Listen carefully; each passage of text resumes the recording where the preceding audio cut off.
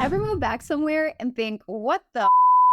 My name is Alina, and I am a real life Pakistani American sharing how I navigate these two very different cultures. So today, let's talk about my top 10 reverse culture shock moments when moving back from Pakistan to the States. Let's get into it.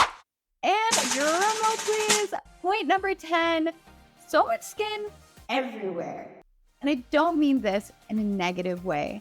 I just mean that in Pakistan, where it is super duper hot, it's like 1,000,000,000,000 degrees. People tend to cover up a lot more. It's also a lot more modest when it comes to culture. So coming back to the States, stepping off that plane and seeing a ton of sleeveless, low-cut, shorty shorts, shirtless runners, it can be a lot. Point number 9, there is a lack of really good home-cooked Pakistani desi food in America. I thought, we've got culture, loads of cuisines, we'll have good Pakistani foods, but what you will normally find is a lot of Indian restaurants. I have very rarely ever come across actual just Pakistani restaurants. That was a huge thing to adjust to, especially when you're so used to all the deliciousness daily for breakfast, lunch, and dinner. Which leads us into point number 8, dinner time is a lot different.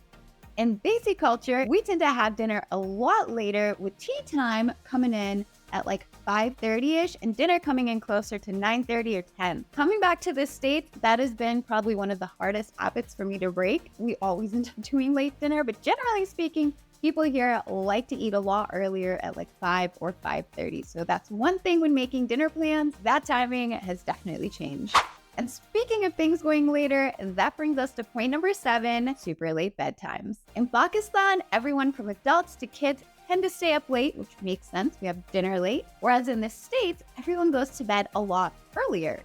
So where in Pakistan, you might text someone a lot later and it might be cool and we're expecting that you're up. In the States, is a very different case. Most often, people are winding down or going to bed by 10 or 10:30.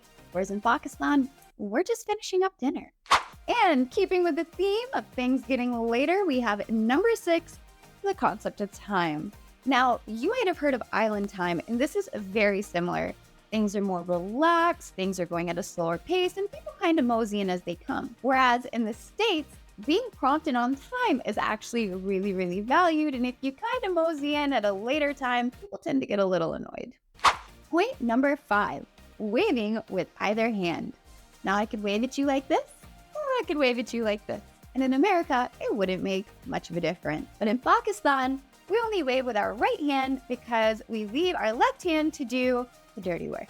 So that's been a fun one for me, where I'll wave and go, oh no, then it's like they don't care, and now I just look like a weirdo. All right, and point number 4, showing some PDA. In the States, holding hands, kissing, and canoodling, very normal. But in Pakistan, culturally, again, back to the modest thing, they don't really do a lot of PDA. Point number 3, the bars, alcohol, and the advertising for them.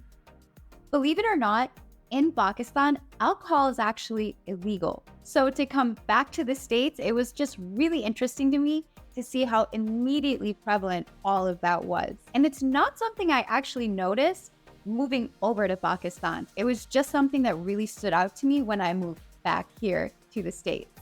Point number 2, driving on the wrong side of the road. Now, I guess that depends on which side you're looking at it from. In the United States, we drive on the right side, but in Pakistan, we drive on the left side. So you can only imagine how much fun that was readjusting to. And finally, point number 1.